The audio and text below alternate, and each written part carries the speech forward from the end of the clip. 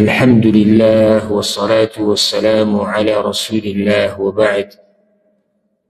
د الله رب العزت په توفیق سره موږ د سورة طه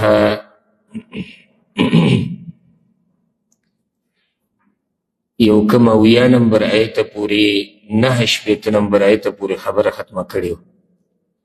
اخري خبره دا روانه وه چې وخت وټاکلی شو د موسی علیه السلام او د جادوګرانو په منځ کې د مقابلې دپاره را مخامخ شو. هغوی اول هغوی هغه خپل جادو راښکاره کړو. د هغې نه بعد موسی علیه السلام چې کله امسا ځمکې له راواچوله نو د هغې نه الله رب العزت داسې مار جوړ کړو چې د هغوی هغه پړي او امساګانې ټولې هغه وخوړې. او الله ورته ویلي مو دقه انما صنعوا کید ساحر، موسی یریږه مه، دا دوی چې دا څه کوي نو دا ټول د جادوګرۍ چل ول دی او جادوګر چېرته هم کامیاب نه. نو یو طرف ته جادوګران دي او بل طرف ته د الله رب العزت پیغمبر دی او هغه معجزه ده چې الله رب العزت هغه له ورکړې ده. دې خبرې اثر وکړو په جادوګرانو باندې. او سبحان الله دلته موږ دقه ویلی شو سبحان مقلب القلوب، پاک دی هغه رب چې هغه زړونه اړی راړی. دې جادوګرانو ته خو دا پته ولګېده چې یاره دا دې سړي چې کوم کار وکړو نو دا جادو نه دی، ځکه چې دوی خو جادو پیژني. او پرون ما تاسو ته دا خبره ذکر کړه چې دوی هسې هم د موسی علیه السلام دغه نصیحت نه متاثره شوي او په هغه ځای کې هم دوی شکي شوي چې دا خبرې د جادوګر انسان نشي کېدی. اعوذ بالله من الشیطان الرجیم بسم الله الرحمن الرحیم فألقي السحرة سجدا، مغزار کړی شو جادوګر سجده کوونکي. ګوره الله داسې نه وایي چې جادوګرانو سجده وکړه، وی جادوګران غوزار کړی شو، په هغوی دا سجده وکړی شوه. ولې دا خبره کوي؟ یعنې هغوی مجبوره شو، بې اختیار هغوی په سجده پرېوتو کله چې هغوی دا حقیقت ولیدو. قالوا اوی هغوی آمنا برب هارون وموسی، من ایمان راوړی دی په رب د هارون او د موسی علیهم السلام. دیسی ورسره په دې ووي چې موږ ایمان راوړی دی په رب د هارون او د موسی علیهم السلام، چې خلکو ته واضح شي چې د رب نه مراد دلته هغه رب نه دی چې فرعون دعوه کوي زم رب یم کنه، یا قبطیان چې لګیا دي د چا بندګي کوي، موږ هغه نه یادو. موږ هغه رب یادو کوم رب طرف ته چې موسی علیه السلام دعوت ورکوي او هغه رب د ټولو مخلوقاتو دی. الله اکبر. پرون موږ دا خبره ذکر کړې وه. عبدالله بن عباس وی کانو اول النهار سحر، د ورځ په اورنۍ برخه کې جادوګران، وفي آخر النهار شهداء برره، او د ورځ په آخرنۍ برخه کې بیا شهیدان. کله چې الله رب العزت چاله هدایت ورکوي نو هغه ته دا زړه اړول راړول څه ګران نه دي. ځکه همیشه دا دعا غواړي یا مقلب القلوب ثبت قلبي على دينك، یا الله ته زړه اړې راړې، زړونه اړې راړې، زما دا زړه په دې دین باندې مضبوط ساته. قال اوی فرعون آمنتم له قبل ان آذن لكم، ایمان راوړو تاسو په ده باندې مخکې د دې نه چې اجازت درکم زه تاسو ته. کله چې انسان د دې هسې تصور وکړي چې دومره لویه مقابله وه او غټ غټ جادوګران د هر ښار نه راجمع شوي دي او لوی مخلوق ولاړ دی، ورځ د اختر ده او ناڅاپه جادوګران چې دی په سجده کې پرېوتو، موږ ایمان راوړی. په دغه وخت کې به څه کیفیت د فرعون او د فرعونیانو چې دا څه کیسه شوه، دا خو خبره ټوله موږ ته الټه شو. الله رب العزت دا طریقه جوړه کړې وه او د الله رب العزت په کارونو کې چې سوچ وکړي که نه نو تعجب به دې ویسي. رب العزت داسې هم کولی شوه چې دې جادوګرانو په خپلو کورونو کې ایمان راوړی. کېدی شو که نه شو کېدی؟ الله ورته دا ورځ ټاکلې وه چې دوی به په دې ورځ ایمان راوړي چې دا خلک د هر څه مخامخ ویني، او بې شماره خلک چې دی په دغه ورځو هغه بیا متاثره شوي دي اسلام نه، ایمان یې راوړی، خو دا وه چې ایمان چا راښکاره کولی نه شو. یریدو به د فرعون د ظلم نه او د زیاتي نه.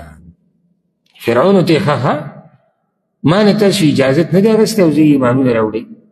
إنه لكبيركم الذي علمكم السحر، یقینا دی خامخا مشر ستاسو دی هغه چې ښوولی دی تاسو ته جادو. اوس زه پوه شوم هغه تاسو ملګري یې د مخکې نه هم دا طریقه جوړه کړې ده او ناشنا دی دروغ وایي.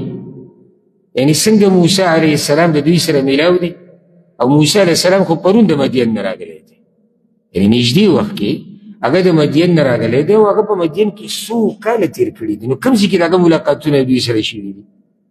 دویمه دا چې دا خو څه د یو ځای نه خو نه دي راغلي، دا خو ده راجمع کړي دي، خو دا دروغ دي. اوس دې کې دا خلک ګمراه کوي، څه چل ول کوي چې اوس دا خلک متاثره نه شي. سورة الاعراف کې الله وی ده ورته وایي چې ان هذا لمکر مکرتموه فی المدینه لتخرجوا منها اهلها. یعنې تاسو یو ځای میلاو وایي دا چل ول هم دې دپاره وکړو چې دا خلک د دې کورونو نه او د دې ځمکې نه وباسئ. دا اوس د خبرې لا بل رنګ ورکو چې ونه شوه په دې سره نو بیا یې یره ورکړه.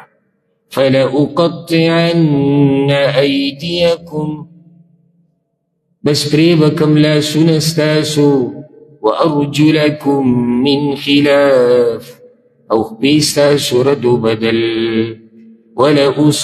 ولأصلبنكم في جذوع النخل، او خامخا پانسی به کم تاسو په تنو د کجرو. ابرز من خبره وکړه چې د چا سره چې دلیل نه وي مړ به دې کم، وبه دې شړم، وبه دې یروم، بدنام به دې کم، کیس به د باندې وکم، جیل ته به دې واچوم، خبرې به نورې نه کې، زمونږ سره به باس نه کې، مونږ به نه خرابې. دا ټول د هغه چا خبرې چا سره دلیل نه وي، د سره بل څه ویلو نشته. نو زه به تاسو پانسي کوه. هلکه پانسي کوې څه ده؟ ته د دوی نه تپوس وکړه چې اخر څه وجه او تاسو خو استادان یې، یعنې که دی هوښیار وې او د ده په نصیب باندې ایمان راوړی که نه، نو دا موقع د ایمان د راوړو ده. ځکه چې داسې معمولي جادوګران خو نه دي راوستي که نه، ټول مشران دي. نو چې مشران متاثره شو نو بیا خو سې چل دی که نه. ولتعلمن، او خامخا پوه به شئ تاسو، اینا اشد عذابا وابقا، چې کوم یو زمونږ نه سخت عذاب واله دی او همیشه عذاب واله دی. دا به تاسو ته ډېر زر پته ولګي چې کوم یو موږ کې څوک دی یادوي؟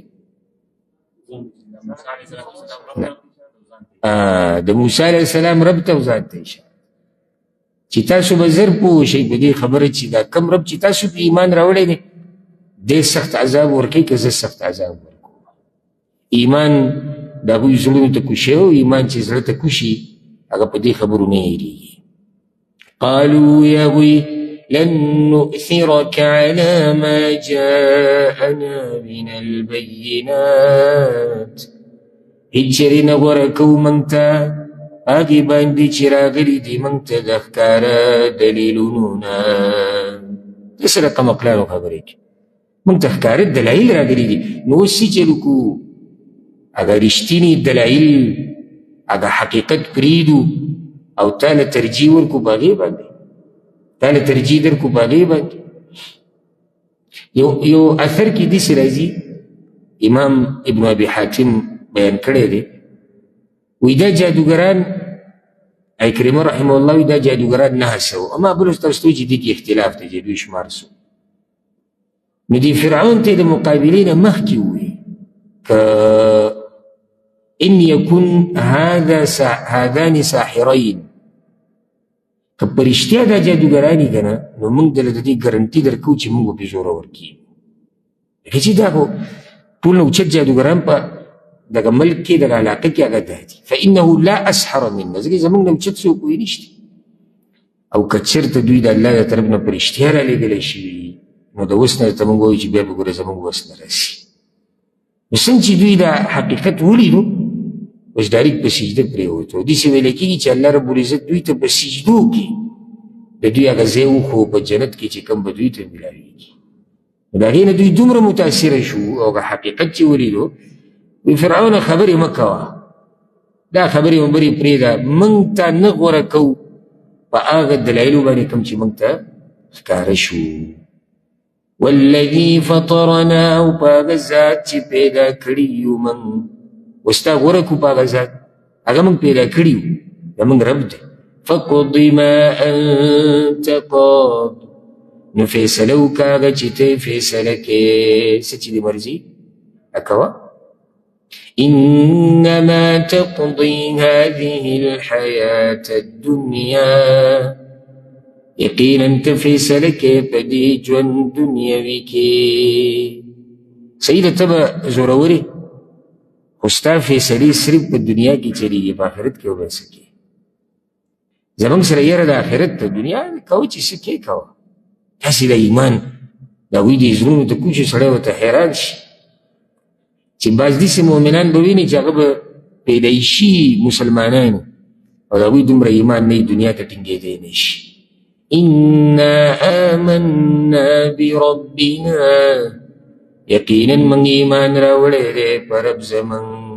لیغفر لنا خطایانا، د دې دپاره چې وبخي موږ ته ګناهونه زمون. وما اکرهتنا علیه من السحر، او هغه چې زبردستی کړې وته په موږ باندې په هغې سره د جادو نه، چې الله موږ ته زموږ ګناهونه وبخي، او هغه چې تا موږ مجبوره کړي وو په جادو کولو باندې چې هغه راته الله وبخي. والله خیر وابقا، او الله غوره دی او همیشه دی. الله پخپله هم غوره دی او همیشه پاتې کېدونکی ذات، او دې کې دا مطلب هم دی چې رب العزت چې کومه بدله ورکوي نو هغه غوره ده او هغه همیشه ده. صحیح ده ته به راولګي زموږ هغه دنیوي چې څه لږ ډېر نعمتونه دي او دنیا ده، په هغې کې به ته موږ ته تاوان راورسي، هغه هم په اذن د الله سره دا امتحان دی، امتحانونه به لازم راځي. خو دومره دی چې د هغه رب سره چې څه دي نو هغه بیا غوره دي او هغه همیشه دي. دې ته هوښیارتوب وایي. ګورئ ښه، هغه وقتي طور نعمتونه یې قربان کړو د هغه نعمتونو لپاره چې هغه همیشه دي. دې ته هوښیارتوب وایي. ځکه یې وایي الله سره چې څه دي هغه همیشه دي او هغه غوره دي. انه من یأت ربه مجرما، یقینا خبره دا د څوک چې راشي رب خپل ته مجرم. دا اوس د الله خبره ده، دا منځ کې پکې دا خبره دا د الله دی، دا دغه جادوګرانو خبره نه ده. الله اوس وایي څوک چې خپل رب خواته ورغی او دی مجرمي، فإن له جهنم، یقینا د دپاره جهنم دی. لا يموت فيها ولا يحيا، چې نه به مري په هغې کې او نه به ژوندی. الله دې چې موږ او زموږ مور پلار وساتي. څوک چې د الله خواله ورغی او دی مجرم نو د ده دپاره جهنم دی. بیا په جهنم کې خبره دا ده چې نه به ژوندي نه به مرګي. مطلب دا دی چې داسې ژوند نشته چې هغې ته سړی ژوند وایي چې یاره فایدهمند ژوند دی، خو مرګ پکې هم نشته. ولې؟ ځکه که مرګ راغی خو د دوی هغه سزا ختمه شو. نو ځکه سورة فاطر کې الله وایي ورابه شي والذین کفروا لهم نار جهنم لا یقضى علیهم فیموت. کافران به په جهنم کې او په دوی به داسې فیصله نه کېږي چې دوی مړه شي، حالانکې دوی به دا چغې وایي. سورة الزخرف کې به راشي ونادوا یا مالک لیقض علینا ربک. د جهنم چې کوم خزانچي دی مالک، هغه ته به د جهنمیان چغې وایي، الله وایي هغه ته به وایي چې ای مالکه د خپل رب ته ووایه چې موږ مړه کړي. دوی مرګ غواړي خو مرګ به راځي نه. ومن یأته مؤمنا، او څوک چې راشي هغه ته مؤمن، قد عمل الصالحات، په داسې حال کې چې عملونه یې کړي نیک. فأولئك لهم الدرجات العلا ندركسان ضيلر درجي ديوچتي جنات عدن جنة دهمش والدي تجري من تحتها الأنهار جبي بلان دلالين ولي خالدين فيها هميش بيباليكي وذلك جزاء من تزكى او دا بدل داغا چا دا چی زانی پاک کڑے دے زانی پاک کڑے دا کفر نا دا شرک نا ظاہری او باطینی دلتا دا فائدہ دا کئی طہارت دو قسم دے ظاہری باطینی یا معنوی او حسی ظاہری طہارت دم عبادت دے کپڑے پاکی ساتل دا شریعت منتوی بدن پاک ساتل زی پاک ساتل دا خو آگا عبادت تے چرا اللہ دیر خوخت بلکہ دا ایمان نیم برخہ دا و دویم طہارت چی دا دین ضروری دے اگر باطینی طہارت تے دا زڑا زڑا پاکول دا شرک نا دا کفر نا دا منافقت نا دا ہر آگا مرض نا چی اگر دا زڑا سر تعلق ساتی حسد کینا بغض تکبر او دا طولی خبری بکی دن رازی دامی و طہارت تے زمان خو توجہ دی بل طہارت تلارش و دی طہارت تے بے زمان توجہ نہیں و دی کی دوانا دن رالو کہ چازان پاک کڑے دے ظاہری و باطینی طہارت و سر دے دا داغا بدل دا وستدین بعد اللہ رب العزت دا خبر با بیانی چی ما وحی کڑے و موسیٰ علیہ السلام تا چی دا بنی اسرائیل زان سر روان کا و دا دی مصر نا وزا سا وقت پوری موسیٰ علیہ السلام دعوتو کو پا مصر کے دیر و خلقو پی ایمان روڑو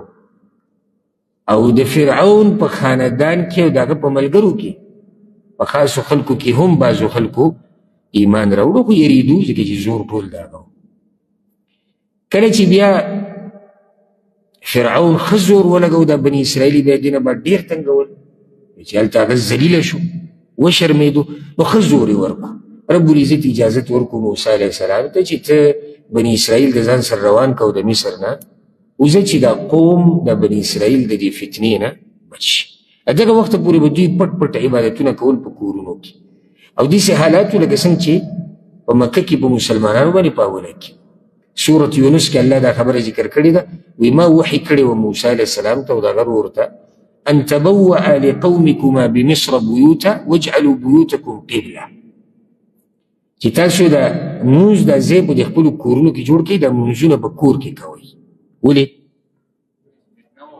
بار تراوتی نش ظلم دے و زیادے نو فرعون بیا داوی موسیٰ علیہ السلام تا بیسی لوزی و سروکو وی زبتاسو پریدما و زان سردا بنی اسرائیل بوزا خود غدر و خیانتو کو او بیای موسیٰ علیہ السلام سر با شروع کو کتل اللہ پیغمبرینو تدیسیو کا تدگو کا اللہ رب العزت اگا نوری چکم معجزی دی اگه او تم راہ کارا کری لیکن پرون منگ داگی باس کرا اویناو چندخاناو دا قسم معجزی در دین بعد و تراہ کارشو و هر کلی چی بنا خرالا اول بدوی منگ دا سر پریدو او تدیسیو کا چی نخوا براہ کارشو بے برالوی منگ اینا پریدو هم دکا حالاتو کی اللہ رب العزت موسیٰ علیہ السلام تو وی دا شپیش پیتلا قل قوم و باسا دا پیشمنی وقت و دی ٹیم کی تدوی روان کاوزا موسیٰ علیہ السلام دا دان سرا بنی اسرائیل روان کو او اوتو اختلاف تے چی دا سمر خلقو و یو مشهور قول بگداری چی دا طول اویا زر خلقو اویا زر کسانو دا بنی اسرائیل وی دا دان سر روان کو و دل تلتے و فائدہ ذکر کر دا بنی اسرائیل راگلی دی مصر تسنگی دی با مصر کی سکر یعقوب علیہ السلام ولی نیادوئی یعقوب علیہ السلام چی بیا خپل بچی را وستو طول اور آگا مصر تا بچا پسی یوسف علیہ السلام پسی آلتا دوی آباد شو گینه دا مصر ندی بخپلا گوری یہ فلسطین نراگلی دی آگا علاقہ فلسطین و خواوشا پا دیزی کی دوی آباد دوی دی مصر تا پا آگا زمانه کی راگلی دی دا آگا وقت دوی راگلی دی کورون جوڑ شوی دی و آباد شوی او دوی پا علاقہ کی بوسیدو پا مصر کی چاگی تا با جاسان ویلے کرو جاسان او سو ماغا علاقہ معلوم داو چی سڑے که تاریخ معلومول غواړي نو هغه علاقه سپټه پناه نه ده. فرعون ته پته ولګېده سړي خو خلک روان کړي دي ووتو. د ډېرې غصې نه سورة الشعراء کې به راشي فارسل فرعون في المدائن حاشرين ټولو ښارونو ته یې د خپل فوج ولېږو دا خلک راولئ چې هر څه یې خو راوینیسئ ان هؤلاء لشرذمة قلیلون دا خو لږ خلک دي وانهم لنا لغائظون او دوی موږ غوسه کړي موږ یې خفه کړي هر څه چې دا کسان به راولئ. نو فرعون یو لوی لښکر تیار کو چې بعضو تاریخونو نه معلومیږي چې دا 6 لکه خلکو تقریبا 6 لکه کسان د تیار کړي او دغه شان د دې سره قسمه قسم سورلۍ او د جنگ سازو سامان د ځان سره واخیستو. نو سبحان الله بحر قلزم دغه دریاب ته غاړې ته چې کله ورسېدو بني اسرائیل سره د موسی علیه السلام نو مخې ته دریاب او د شانه چې دوی ګوري نو لښکر روان دی او 6 لکه کسان دي. هغوی خو ایمان نوی راوړی ایمان یې لا داسې زړه ته کوز شوی نه و مضبوط. نو سورة الشعراء کې به راشي چغې کړې انا لمدرکون موږ لاړو ګرم شو. موسی علیه السلام ته یې موږ خو لاړو تباه شو تا دې وخت له موږ راوستو تا دې ټیم له موږ د کورونو نه راویستو مخې ته دریاب دی شاته دشمن دی اوس به څه کوو. هغه ته یې کله هېڅ چېرې کېدی نه شي چې تاسو دې راګیر شي ان معي ربي سيهدين ما سره زما رب دی هغه به یو لار راوباسي. ولې دی مطمئن دی ځکه چې په حکم د رب راوتی دی. نو په حکم د رب چې موسی علیه السلام راوتی نو هغه ته یقیني دا خبره معلومه ده او په زړه کې دی چې الله موږ ته ویلي دي نو الله خو موږ نه ضایع کوي خو سلار به الله راویستي. دغه ټیم کې ورته الله وویل فاوحینا الى موسی سورة الشعراء کې به راشي ان اضرب بعصاک البحر دا خپل امثال یې دریاب له راواچوه فانفلق فکان کل فرق کالطود العظیم.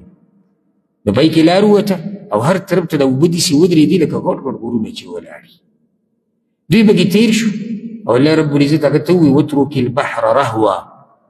موسی وایي دا دریاب دقه شان غلی پرېږده بیا به د امسا نه راځي ولې چې دوی هم په دې لار راتېر شي.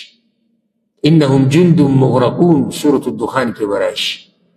کله چې درته قرآن یاد وي که نه په قرآن پوهېږي نو دا ناشنا ښوونکی ځکه چې یو ځای کې ته آیت وې د هغې وضاحت په بل ځای کې شوی هلته ته آیت وې دلته وضاحت شوی انسان له قرآن مزه ورکوي.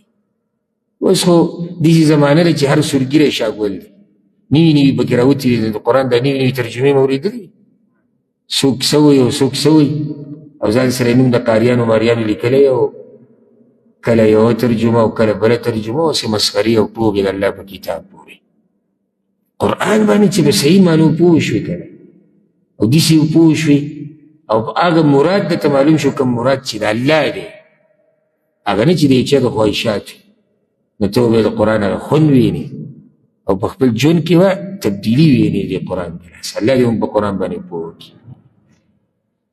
نو کله چې دوی دغه ځای ته راورسېدو الله رب العزت امر وکړو دریاب ته او دریاب چې دی هغه په ده باندې بیا هغه لار بنده شوه اوبه پرې راغلې او دی پکې ډوب شو.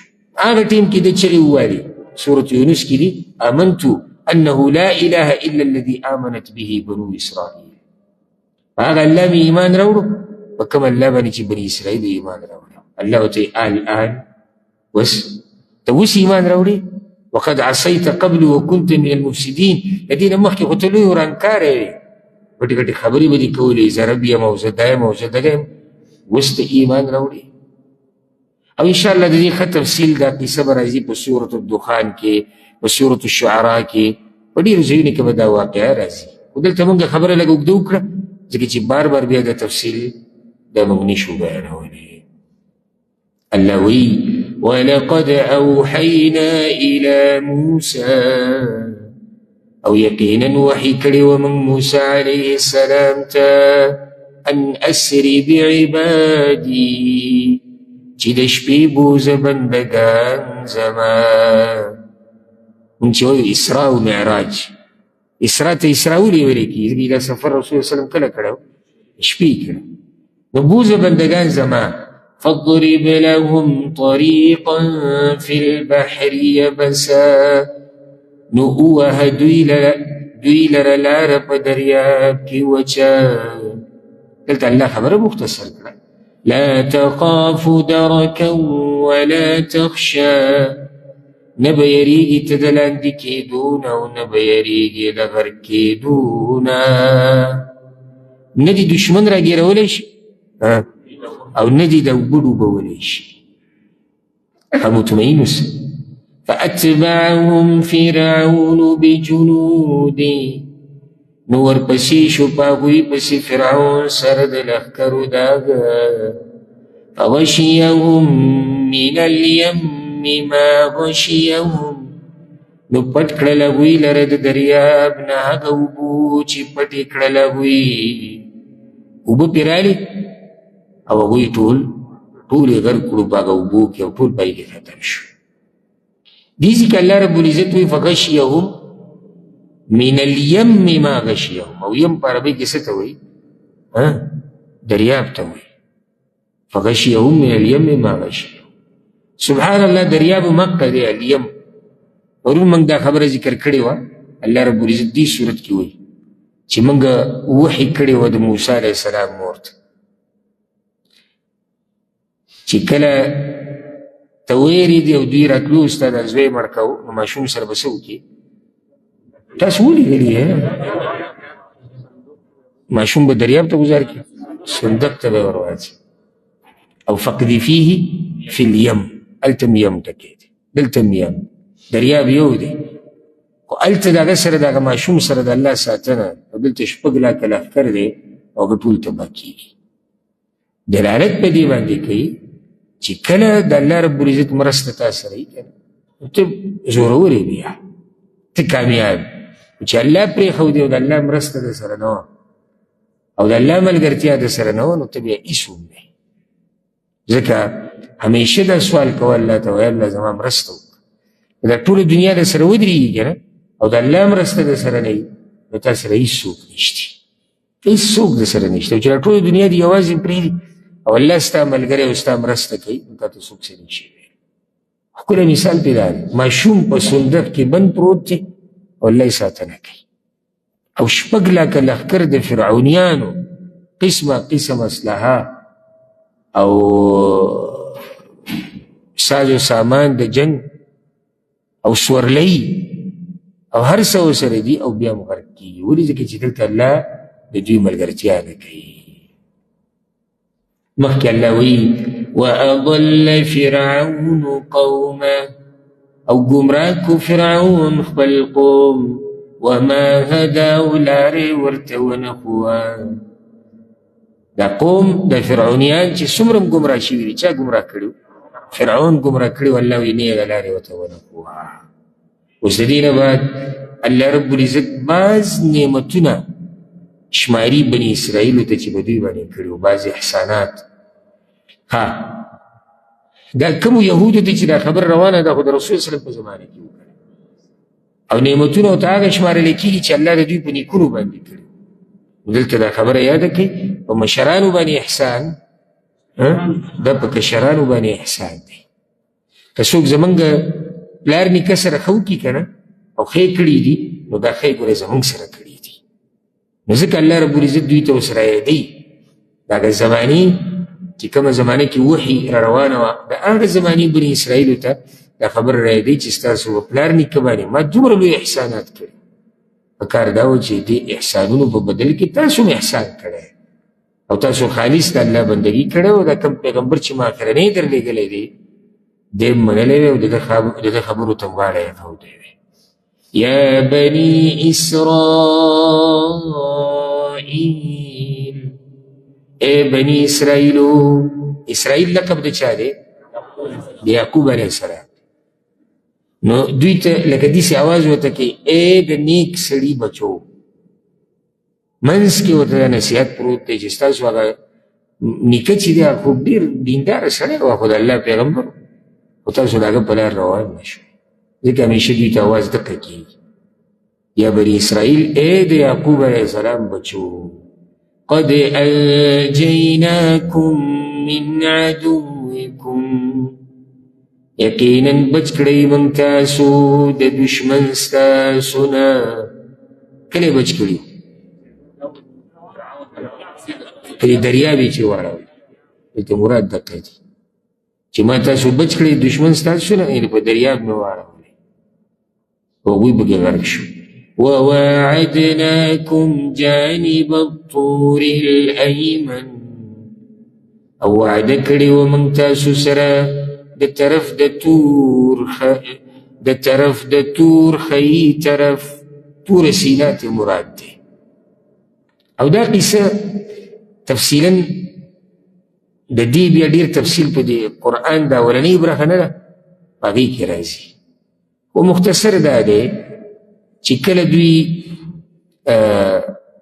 واوړېدو په دې دریاب باندې او صحرای سینا ته ورسېدو هلته الله رب العزت په دوی باندې لوی احسانات کړي. یو احسان یې پیدا کړی چې دا نری وریځې هغه وریځې چې ساه نه ډوبوي انسان ته دی پرې راوستې وي د دې لپاره چې په دوی باندې همیشه صحیح سوری او دغه شان من و سلوا دغه خوراک دوی دپاره راغی. تورات الله راولېږه الله اکبر لوی احسان دا دی چې الله رب العزت راوغوښتو موسی علیه السلام تور سینا ته کوی تور ته راوغوښتو وایي ته راشه او دغه کتاب یې ورله ورکړو چې هغې ته تورات ویلی کېږي. دا لوی احسان دی. د ژوند د تېرولو طریقې ورته وښوه د دنیا او د آخرت فایدې ورته وښوه. دغه شان الله رب العزت په دوی باندې هلته یو لوی احسان دا کړی چې دغه کاڼي نه یې ورله اوبه روانې کړي. نو دا نعمتونه دي یو احسانات دي چې الله دوی ته رایادوي خو دلته مختصر ذکر کېږي. ونزلنا عليكم المن والسلوى او رالیږلي وو موږ په تاسو باندې تورنجبین او مړزان تیار خوراک به دوی ته راتو په میدان تیه کې یا صحرای سینا کې. دا د الله لوی احسان و په دوی باندې مړزان تیار چې سره کړی شوي هغه به دوی دپاره راتلو ورسره تورنجبین. د تورنجبین کې اختلاف دی چې دا څه شی خو په دې اتفاق دی چې دا یو خوږ شربت و په دې اتفاق دی. څوک وایي هغه جاوله چې د دې ونو نه راوځي او خوږه د ګبین په شاني د دې نه مراد هغه دی. دا پکې مشهوره خبره ده. د دا بیا دوی د اسحاق دا خواږه به ورسره خوړو دا به اسکل او دغه یې خوراک دوی تږي شو وایي زمونږ اوبه په کار دي. نو الله رب العزت موسی علیه السلام ته یې دغه کاڼي له امسا راواچوه د هغې نه 12 چینې الله رب العزت روانې کړې دوی دپاره احسان په دوی باندې. الله دوی منع کړي د دې نه چې د سبا دپاره به څه د دې خوراک نه جمع کوئ او دوی هغه شروع کړه. یره پیدا شوې وه چې یره که دا سبا نه وي دا انسانانو فطرت دی. خو بیا دومره ده ګوره چې چا کې ایمان ډېري خپل رب یې صحیح پېژندلی نو د هغه یره په دغه مرتبه کې نه وي کومه یره چې د بېدینه انسان وي. نو ځکه زه تاسو ته نصیحت کوم صحیح ده انسان سوچ لږ ډېر د سبا کوي لږ ډېر خو دې مرتبې ته به پکې نه رسي چې د نن ورځې ژوند خپل خراب کړي. سبا د الله په لاس کې دی. ښکلی ژوند تېروه مستقبل الله ته معلوم دی.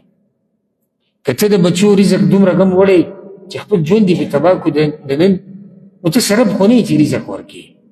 رزق ورکوونکی څوک دی؟ الله دی او تا له یې څوک درکوي. نو دومره غم دې څه نه راغستی چې ځان نه لیونی جوړی دا به دوی څه خوري او دا نو ته څه خورې؟ ډېر داسې دي چې کور یې نه و رزق تعلیم معلیم یې نه دی کړی هېڅ څه درک یې نه لګېدو نن سبا د هغه سره په لکاو روپۍ دي او ریالونه دي دا کوم ځای نه راغلی تا نه تعلیم کړی دی نه داسې په میراث کې راته لوی مال پاتې شوی دی نه دی کورو نه دی جایدادو نه داسې غټ شخصیت وي تا ته رزق د کوم ځای نه میلاوي او ستا دې بچو له هم دغه رب ورکوي کوم رب چې تا له درکوي. نو سړی داسې لږ ډېر محنت کوي نو ځان لیونی کوي نه خپل ژوند تباه او برباد کړي شوګر ورته ولګي بلډ پریشر ورته ولګي اخره کې هارټ اټیک لا چې خبره له په بچو ودرېږي بله یو خبره وایي دا نه وایي داسې دغه هلک که سبا له واده وکړي او که بیا د ده بچي ما د ده نه لوی بدبخته په دنیا کې بل نه دی لیدلی په دې باب کې چې یو سړی خپل ژوند تباه کي او خپل ورځ خرابه کي، د هغه مستقبل دپاره چې هغې لا پته هم نه لګي چې یي به او که نه به یي، موسی به یي او که نه به یي، لا د دې پته نه لګي. او دی وله څه چل وکړو؟ دی وله هغه خپل هغه ژوند خراب کړو کوم چې یقیني دی. نو الله رب العزت هغوی ته ویلي وي د سبا دپاره به پکې څه شی نه ذخیره کوو، او دوی راولګېدو هغې نه به یې ځان له خوراک کړو. دقه شان الله دغه ته هم ویلو دا نصاراو ته کله چې دسترخوان راغی که نه، وایي د دې نه به څه ځان له نه ساتئ، هغوی شروع وکړه. او دا خو ممکن دی، او ځکه مشهوره خبره ده، دا زړه ته دا پرېږدي چې دا پښتانه چې دي دا د بني اسرائیل یو شاخ دی. زموږ تاریخ چې وګوري که نه او شاته لاړ شي، نو اگر که اختلاف په دې کې دی، خو دا پکې ډېره مشهوره ده. نو ځکه یې دې بني اسرائیلو بعض خویونه چې سړی واوري د قرآن کې او حدیث کې که نه، او زموږ خویونو ته وګوري، نو دا خبره سړي ته بیا ډېره رښتینې ښکاري چې او یاره دا خبره به یقیني. سبا دپاره سړی دومره شی نه جمع کوي چې ځان نه لیونی جوړ کړی او په خپله وږی او سبا له جمع کوم. دا اوس کوم ژوند دی؟ زه بیمار یم او سبا له جمع کوم. زما ضرورت دی هغه دي خو سبا له جمع کوم. دنیا خو خلک دې له ګټي چې دا کومه ورځې چې یقیني ده چې دا به ښکلې تېره شي. دنیا خلک دې له ګټي. كلوا من طيبات ما رزقناكم، خورئ د پاک هغه څه نه چې درکړي دي موږ تاسو ته، ولا تطغوا فيه، او سرکشي مه کوئ په هغې کې، یعنې مه کوئ هغه څه چې د څه نه الله تاسو منع کړي، دې ته سرکشي وایي. فیحل علیکم غضبي، نو نازل بشي پتاسو باندې غضب زما. ومن يحلل عليه غضبي، او هغه څوک چې نازل شي په هغه باندې غصه زما، فقد هوى، نو یقینا هغه تباه شو. الله دې موږ د دغه غضب نه وساتي. وإني لغفار لمن تاب، او یقینا زه خامخا بخښنه کوونکی یم هغه چا ته چې توبه یې وویسته. مهربانه رب دی. ګوره وایي سرکشي به نه کوئ، یعنې زما په غضب کې به اخته شئ. نو بیا ورته وایي که چېرته دنه شوی یي څه کمې زیاتې څه ګناه، نو ګوره یاده ساتئ چې زه بخښنه کوونکی یم هغه چا ته چې توبه وباسي. لمن تاب وآمن، او ایمان راوړو، وعمل صالحا، او عمل وکړو ثم اهتدى، بیا په نیغه لار روان شو. بیا په نیغه لار روان شو. دې خلکو ته الله وایي زه چې دی توبه زه د دوی قبلومه، او د دوی ګناه چې دی هغه معاف کومه. خو د توبې دپاره شرطونه دي، زه یې تادی کې ذکر کومه چې زموږ ذهن کې. اولنی شرط د توبې دپاره دا دی، که ته غواړې چې ستا د توبه قبوله شي، اولنی شرط دا دی چې دې کې به اخلاص وي، خالص د الله د رضا دپاره به وي، دا نه چې چا ته یې ښیم څوک مې صفت وکړي یا د فلاني او علاني دپاره. اولنی شرط دا دی. دویم د کومه ګناه کې چې اخته وي دا به پرېږدي.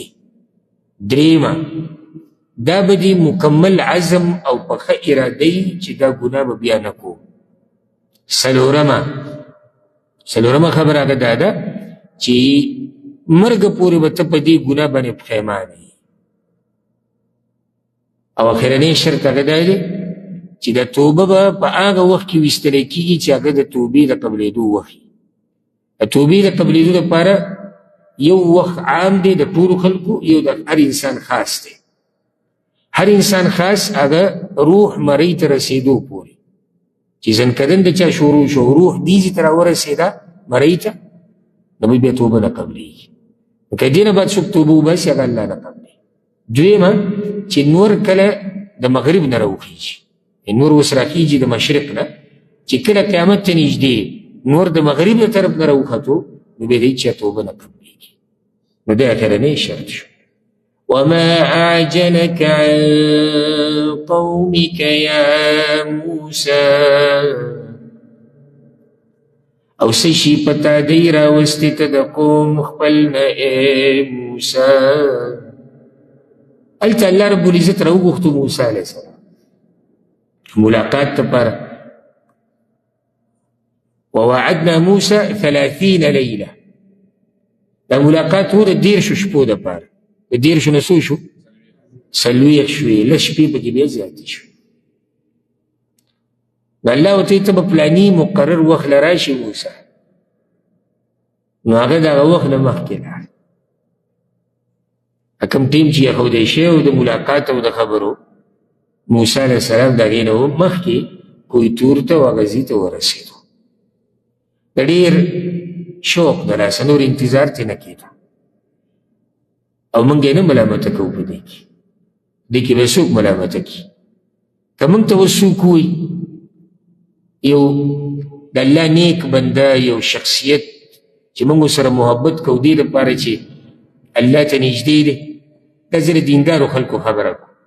که د دنیادارو والي یو چا ته غټ سړي دا ووایي چې هغه په دنیا کې مخکې دی، باچا دی، ملک دی، مالدار دی، زورور دی، او تا ته ووایي چې را روانه هفته کې به موږ میلاویږو، د یو هفته به تاله خوب درځي؟ نه درځي خوب. نو ته به وایې چې ارمان په دې هفته کې موږ میلاو شوی. د خالي ورځې راته ښولې ده چې جمعې له زه ورغلی وی، د جمعې راته ښولې ده چې جمعرات له ورغلی وی. بیا سم خیال دی چې یو چا ته رب العزت ووایي چې ته به بیا راشي ملاقات له، هغه به څنګه صبر وکړي؟ چې اول پیر به دې اوري خبرې د الله په تفصیل سره چې الله ولې تورات ورکړي. یعنې مخکې د خبرې د الله اورېدلي په هغه ځای کې چې کله دی د مدین نه را روان.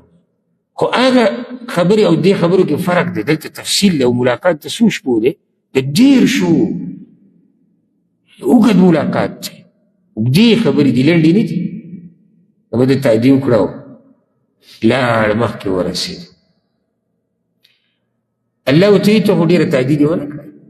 قال هم اولئک علی اثري، وایي هغه دوی دغه دي په قدمونو ما پسې را روان دي، په قدمونو زما پسې را روان دي. وعجلت الیک ربي لترضى، او تادي مې وکړه تا ته ای ربه زما چې ته راضي شې. تادي مادي لپاره وکړه لترضى، چې ته رانه راضي شي. او کوم هم دغه دی را روان دی، دومره لرې ترې نه یم، اما پسې شاته را روان. زما په قدمونو پسې هغه خلک را روان دي کوم چې ده غوره کړي د ځان سره، هغه پسې را روان دي. وایي الله رب العزت بعضو روایتونو کې داسې راځي، الله رب العزت درته ووایي چې 10 ورځې روژه ونیسه. 10 ورځې دلته بیا روژه ونیوه، 13 شپې د ملاقات شوې، نو ټولې څو شوې؟ 40 شوې. الله اکبر. هغه ورځو کې یو بل امتحان راغی. موسی علیه السلام هلته دی، شاته یې څوک پرېښودی دی؟ هارون علیه السلام یې خپل خلیفه جوړ کړی دی، نایب، چې ته به زما په ځای د قوم ساتنه کې، څارنه به کې، دوی ته به نصیحت کې، د دوی به خیرخواهي کې، چېرته دوی په کږه وږه روان نه شي. ځکه چې نوي مسلمانان شوي دي او په لاره کې هم دوی یو کیسه کړې ده. لاره کې څه کیسه کړې ده؟ هغه یو قوم باندې تېر شو، هغوی د بوتانو بندګي کوله. نو دوی موسی علیه السلام ته ووایي موږ له هم داسې یو بوت جوړ کړه، ولې تازه دي. نو موسی علیه السلام پرې ویرېږي. نو هارون ته ووایي هارونه ګورې د قوم به خیال کې، مرض خو پکې و. هلته دوی د دې سقي د بندګۍ سره عادت شوي وو په مصر کې. نو کله دا د انسان د 2000 روزي سړي که خو بیا هم څه نه څه خوي د څه وخته پورې هغه پاتې شي. دوی سره یو کس راغلی و سامري،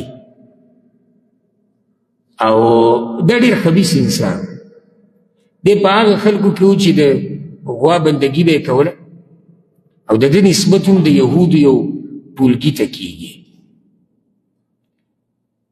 د ده مباره کې نور تفصیل هم په اسرائیلي روایتو کې راغلی دی، خو هغې ته دومره ضرورت نشته چې نه خبرې داسې مضبوط سند لري او نه موږ سره دومره ټیم شته چې د هغې تفصیل وکړو. چل دا شی و چې کله موسی علیه السلام بني اسرائیلو ته ووایي چې د شپې به وځو، نو د بني اسرائیلو د زنانو د قبطیانو نه، د فرعونیانو د زنانو نه سره زر راغسته چې دا راکړې موږ سره به څه وخته پورې موږ به استعمال کړو بیا به تاسو له درکوو. نو دوی چې کله راووتو هلته پکې اعلان وشو چې ځو نو دا سره یې د ځان سره راواغستو. دوی سره دغه منافق هم را روانو په دې ټولګي کې چې هغه ته سامري ویل کېږي. دې سامري په دغه ټیم کې سوچ وکړو چې راشه دا اوس موقع ده او هسې موسی علیه السلام نشته نو زه به دا قوم ګمراه کوم. نو دوی ته وی دا چې کوم بوج تاسو راغستی دی او دا سره دا چې تاسو سره دا کوم کالی پروت دی دا خو د قبطیانو دی دا خو ستاسو نه دی د دې نه ځان خلاص کړي. هغوی څه چل وکړو وی راوړئ ماله سره زر یې ټول لا جمع کړو او هغې سره یې خاوره ګډه وډه کړه اور یې ورته ولګو او د هغې نه یې د سخي یو صورت او یو شکل او یو بوت جوړ کړو. خو په داسې ناشنا انداز کې جوړ کړو چې یو سوری وله به د خوله کې وکړو یو سوری لاندې نو چې سیلۍ به پکې تله راتله هغې به اواز کوو او په دې کې هغه خاوره هم ور واچول. کومه خاوره چې د هغه ځای نه راغستې وه په کوم ځای باندې چې هغه اس قدم یې ښودی په کوم اس باندې چې جبریل علیه السلام سور جبریل علیه السلام راغلی و که نه کله چې فرعون تباه کېدو او په اس باندې سور په داسې شکل کې راغلی و ده ولیدو هغه اس چې و په کوم ځای باندې خپه یې ښوده که نه هلته به بوټي راغلی نو ده سوچ وکړو چې یاره دې کې څه کمال هغه شتي ژوند پکې راځي. نو د دغه ځای نه ځان سره یو چون خاوره چې دی هغه تیلۍ ته ور واچول او ځان سره روانه کړې ده چې زه له دې به ځای راشي دلته یې استعمال کړه. دلته د قوم خو عقیدې لا دومره پخې نه دي نو چې هغه سیلۍ به پکې لاړه راله یا د هغه خاورو کې داسې اثر او د الله امتحانات یې داسې نو هغې به اواز کو له خوار الله هغوی بس بس بس چې د اواز یې واورېدو که نه دا دی وی او سامري ورته هم وی هغه رب چې موسی علیه السلام پسې ګرځي هغه دا دی خو د هغه نه خبره یې راشوې ده او لاره ته کتا شوې ده بې لارې شوې ده هغه رب خو دا یې وګورې ورته که نه څنګه وګوره دوی چې به رالو چې د اواز به اورېدو د دوی به متاثره شو. نو قوم په یو څو فرقو کې بیا تقسیم شو. بعضو خو انکار وکړو چې موږ دا خبره نه منو او اله زموږ هغه اله دی د کوم اله چې موږ ته موسی علیه السلام ویلي. بعض د جهالت تلاسه پکې ورغلي هغوی ته پته نه وه او جاهلان جهالت تلاسه پکې ورغلي. د هغې نه بعد بیا چې څه شي او د دوی هغه توبه ویسته او د هغې ښه تفصیل په سوره بقره کې دی. نو داسې تاسو علم زیاتول غواړئ نو سوره بقرې هغه درسونه واورئ هغې کې خو موږ ښه تفصیل کوو چې دا بیا څه چل شوی او الله دوی څنګه معاف کړي. نو الله تعالی ته دا وویي قال وی الله فإنا قد فتنا قومك من بعدك بس یقینا امتحان کې اچولی دی من قوم ستا وروستو ستا نه ستا په قوم باندې یو امتحان راغلی دی. وأضلهم السامري او گمراه کړي دي هغوی لره سامري. فرجع موسى إلى قومه نو راواپس شو موسی علیه السلام خپل قوم ته غضبان اسفا چې غوسه و د غم نه ډکو. دا غوسه د الله د دین دپاره وه دا غیرت د الله دپاره. قال وی یا قوم قوم زما ألم يعدكم ربكم وعدا حسنا آیا وعده نه وکړې تاسو سره رب ستاسو وعده ښایسته. افطال علیکم العهد آیا نو اوږده شوه په تاسو وعده. ام اردتم که نه غواړئ تاسو ان یحل علیکم غضب من ربکم چې نازل شي په تاسو باندې غضب د طرف د رب ستاسو نه. فأخلفتم موعدي مخلاف کتاسو د وعدي زمان. لنډه دا چې مطلب یې دا دی چې ما تاسو ته ویلي زه راځم یو څو شپې دي تاسو د خلاف ورزي وکړه. الله تاسو سره لوزونه نه وکړي چې به تاسو به احسانات کوي، تاسو ته به دین ښیي، تاسو ته به دا درکړي دا درکړي. ګوره تاسو په هغې کې شکیان شوي که نه او که نه په تاسو دا وخت ډېر اوږد شو، موده ډېره اوږدې شو چې لاړې هغه لوزونه هم ټول مات کړو. قالوا يا ابوي ما اخلفنا موعدك بملكنا، خلاف نه دی کړی موږ د وعدې ستا په اختیار زمون. خبره زموږ په اختیار کې نه وه، چل دا شوی دی. ولكننا حملنا اوزارا، مگر بار کړی شوي وو په موږ باندې بوجونه د ګناهونو. دا خبره ورته چا کړې وه؟ دا ورته سامري کړې وه، د ځان سره بوجونه د ګناهونو را روان کړي. څه یې ورته یادول؟ اسره او کالی ورته یادول. ځکه یې وویې من زینة القوم، د کالو د قبطیانو نه، د قوم نه مراد قبطیان دي. فقذفناها، نو غزار کړل موږ هغه. فكذلك ألقى السامري، نو دغه شان غزار کړل سامري هم. دوی غزار کړو چاته؟ سامري ته. سامري غزار کړو ورته. فأخرج لهم عجلا، نو راویستو دوی لرسخې جسدن یو بدنو، له خوار چې هغه لره آواز و. فقالوا نو وی دوی هذا إلهكم وإله موسى، دا إله ستاسو دی او إله د موسی دی. فنسی، نو هغه هیر کړی دی. اتلی دی کوی تور ته هلته إله ګوري، إله خو د هغه نه دلته پاتې شوی دی. او دا کار دغه ورځو کې شوی دی کله چې موسی علیه السلام ملاقات لته وخت مقرر له 40 ورځې. دا فایده ده کې د 40 ورځې چې دی دا د ذوالقعدې د میاشت وه او 10 ورځې د ذوالحجې، 10 ورځې د حج د میاشت. او د هغې نه مخکې چې کومه میاشت راځي ذوالقعده، د هغې 13 ورځې، نو 13 او 10 دا 40 شوې. دا یو ناشنا امتحان راغلی. دغه ټیم کې هارون علیه السلام دی بیا واجس خپل نصیحت کوي، خو د هغه چا نه منله. اب کې بیا ډېر دننه ورنه راغی. ولې؟ وایي داسې نه چې زما د لاسه اختلافات په بني اسرائیلو کې ډېر شي، نو بیا به راته موسی علیه السلام وایي چې ته ما پرېښودی سره وي او تا دا کار څه وکړو. یو امام ابن حاتم رحمه الله عبدالله ابن عباس نه یو قول راوړی، د هغه وایي هارون چې کله لګیا عفوا سامري چې کله لګیا د سخی جوړو، نو هارون علیه السلام پې تېر شو. هارون علیه السلام ورته ما ته دا ته څه جوړه؟ هغه وی زه هغه څه جوړوم چې نقصان ورکوي او فایده نه ورکوي. څه کوم شی جوړوم؟ نقصان ورکوي فایده نه ورکوي. دومره خدای پوه وګوره. نو هارون الله ته سوال وکړو، یا الله د دې چې څه غواړي که نه دغه وله ورکه علی ما فی نفسه، د ده دپاره ان د تاوان نقصان دی غواړي به دغه وله ورکه او د فایدو نه محروم کړه. او بیا هارون لاړ. نو ده ته په خپله هم پته وه چې دا د یو لوبه روانه کړې ده، د دې څه حقیقت نشتي. ځکه الله څه وایي ګوره، افلا یرون، ای نو دوی نه ګوري، ألا يرجع إليهم قولا، چې نه واپس کوي دوی ته داس کوي استواب.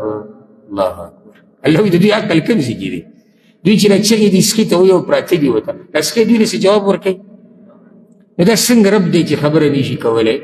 ولا يملك لهم ضرا ولا نفعا، او اختیار نه لري دوی لره د ضرر او نه د فایدې. نو په ده باندې بیا څه چې نه تاله ضرر در کولی شي او نه تاله فایده. خو بس چې الله دی چې عقل بند کړي. ولقد قال لهم هارون من قبل، او یقینا ویلو دوی ته هارون علیه السلام مخکې د دې نه، یا قوم زما انما فتنتم به، یقینا امتحان کې غورځولی شوي تاسو په سبب د دې څخه. الله رب العزت د هارون علیه السلام صفایي بیان کړی چې هغه غلی نه دی پاتې شوی، هغه نصیحت کړی دی. وَإِنَّ رَبَّكُمُ الرَّحْمَنُ او یقینا رب ستاسو رحمان دی. داسې ونه وایي چې رب ستاسو الله دی. ولې رحمان وي؟ بارک الله فیکم، اشاره دې طرف ته دی چې صحیح د ګناه تاسو نه خوش شوي، خو رب ستاسو رحمان دی. که واپس شوی ورته نو هغه دله بیا هم توبه قبلوي. اتبعوني نو تابعداري وکئ زما، واطيعوا امري او امني خبر زما.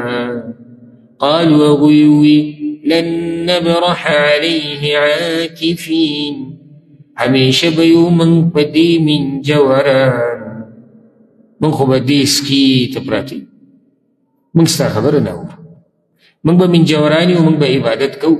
حتى يرجع الینا موسی، تر دې چې واپس راشي موږ ته موسی.